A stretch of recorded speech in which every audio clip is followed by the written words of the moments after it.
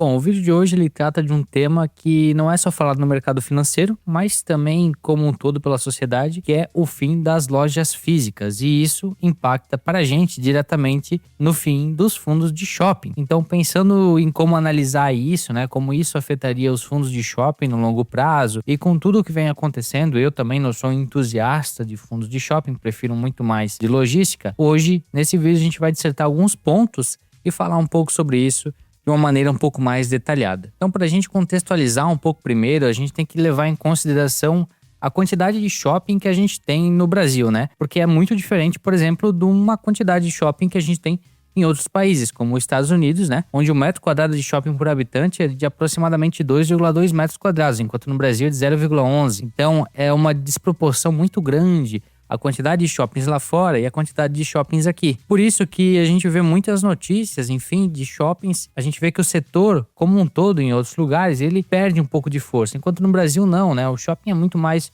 um lugar de lazer e ele vem se reinventando. A gente vai tocar um pouco nesse ponto logo à frente. Um outro fator muito forte, né, um argumento muito forte que a gente encontra nesse sentido é que, poxa, se agora eu posso comprar online, por que eu vou me deslocar até um shopping, até uma loja? E é aqui que vem um pouco da virada de chave. O que acontece? As lojas não deixaram de existir também nos shoppings por conta do online, né? O e-commerce ele ganhou muita força. Quando a gente olha globalmente, ele representa em torno de 20 a 25% das vendas e no Brasil de 12 a 15%. Então a gente está um pouco longe disso ainda. Contudo, como eu falei, o shopping ele virou um lugar de lazer. Então a gente tem lojas onde as pessoas vão porque elas querem ver o produto, muitas vezes antes de comprar. Outra modalidade que vem ganhando muita força é a pessoa comprar na internet e retirar na loja física. Então a loja não deixa de existir, até porque para a pessoa ir até a loja, ela tem que estacionar no shopping. Então ele ganha com o pagamento do estacionamento, que é uma das fontes de renda. Se você pegar aí um relatório de um fundo de shopping, vai ter lá, né, o valor ganho com o estacionamento no mês. Ela vai, dependendo do horário, que comprar alguma coisa em um quiosque, comprar alguma coisa para comer. Então, de certa forma, a pessoa estar indo até o shopping fortalece aquela economia, né? Aquele sistema como um todo. E junto com isso, um ponto bem legal que, pelo menos aqui na região, a gente vem vendo é que dentro dos shoppings começam a aparecer consultórios médicos, academias. Então, ele deixa também de ser um pouco de loja, para o que não faz mais sentido, e começa a virar meio que um prestador de serviço. Algumas lojas, é claro que se mantém, né? Mas ele começa a se direcionar para prestação de serviço. Então ele acaba meio que montando um ecossistema, né? Tem um banco lá dentro, tem uma academia, você consegue almoçar, você consegue fazer quase tudo dentro de um shopping. E isso que cria atratividade, principalmente em centros urbanos grandes, cidades grandes, né? Pela questão da facilidade, e em cidades pequenas pela questão da atratividade, né? Como um todo, a cidade pequena não vai ter tanta atratividade, tantos outros lugares para ir como uma cidade grande. O grande perigo que eu diria que o fundo de shopping tem, e é o que me faz ter um pé atrás com ele, é porque quando a Selic sobe, ele é penalizado duas vezes, né? Primeiro, por conta da própria taxa de juros. Então, se ele tem uma dívida, essa dívida fica muito mais caro. Isso não é novidade para ninguém.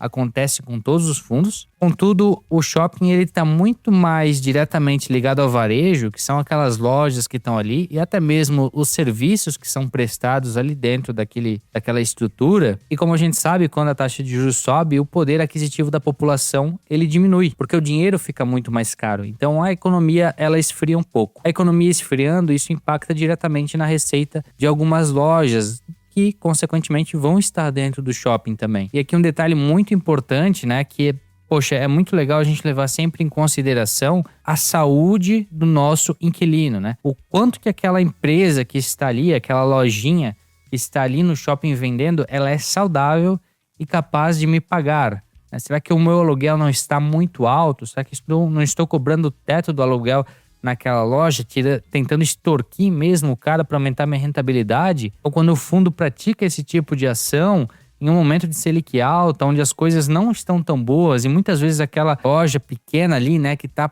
nos perrengues se estruturando, não tem um caixa bom guardado, não tem um financeiro bem firme para aguentar essa pancada, ela acaba saindo e aumenta a inadimplência para mim e para você. Então é muito importante nesse sentido a gente pensar na questão da saúde financeira do nosso inquilino, que no caso, como eu falei, é o lojista. E é justamente nesse ponto que, se comparado com outro setor, por exemplo, um setor logístico, acaba não fazendo tanto sentido na minha percepção. Porque, poxa, o setor logístico ele vai ter a mesma preocupação com relação à dívida, contudo, ele é logístico, né? Ele vai só... Eu tenho uma grande loja, uma grande estrutura que está alocada ali naquele galpão, mas é uma empresa muito grande. Ali é o centro de distribuição dela, muitas vezes. Então, provavelmente vai ser o último ponto a ser impactado. Primeiro vão ser das lojas, né? E aí, poxa, quando acabar tudo mesmo é que a empresa realmente está nas últimas, né? Ela não tem condição de pagar. E ainda assim a gente consegue fazer contratos atípicos muitas vezes. A gente tem alguns exemplos de fundos como o GGRC11 para galpões que não são tão modernos, né? Alguma coisa de galpão industrial também não entra nisso, né? Falando só da parte logística, mas industrial também entra nessa questão de contratos atípicos. Ele é um fundo que, por exemplo, 85% dele são de contratos atípicos, contratos de longo prazo com multas altíssimas. Então traz uma segurança maior para o fundo, né? Quando a gente olha o cenário Brasil, né, como um todo também da questão monetária e tudo mais, investir em algo que depende muito da questão do varejo, e a gente sabe do poder aquisitivo do brasileiro,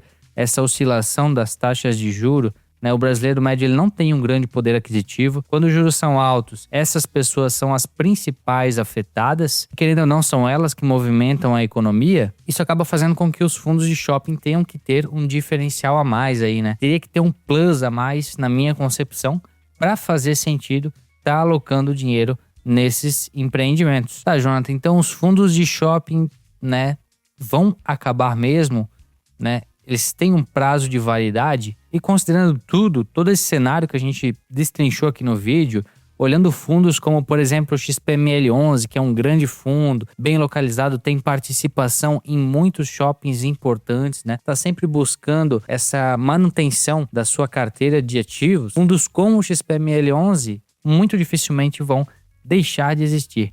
Por quê? Porque ele está sempre se reinventando, como eu falei. Os shoppings estão colocando serviços lá dentro. Ele foca em shoppings mais bem estruturados, mais bem localizados. Só que, infelizmente, aquele ativo, né, que fica parado no tempo, é sempre a mesma coisa, não muda, não tem uma atratividade diferente, ele sim vai deixar de existir. Então, pro vídeo de hoje é isso. A gente deu um review geral sobre a situação dos fundos de shopping. Se ficou alguma dúvida, deixa aqui nos comentários, compartilha, ativa o sininho para receber mais vídeos. Não se esqueça de deixar o seu like. Muito obrigado pela atenção e até a próxima.